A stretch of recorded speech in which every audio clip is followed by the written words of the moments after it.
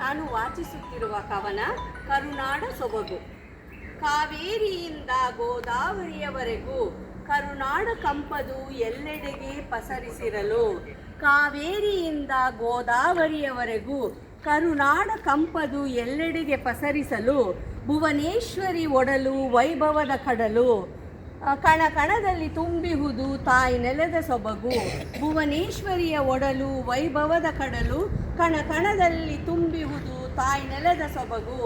ಹುಚ್ಚಾಗಿ ಹರಿದಿದೆ ಕವನಗಳ ಮಹಾಪುರ, ಕೊಚ್ಚಿ ಹೋಗದಿರಲಿ ಶ್ರೀಗಂಧದ ಮರ. ಹುಚ್ಚಾಗಿ ಹರಿದಿದೆ ಕವನಗಳ ಮಹಾಪುರ, ಕೊಚ್ಚಿ ಹೋಗದಿರಲಿ ಶ್ರೀಗಂಧ ಮರ.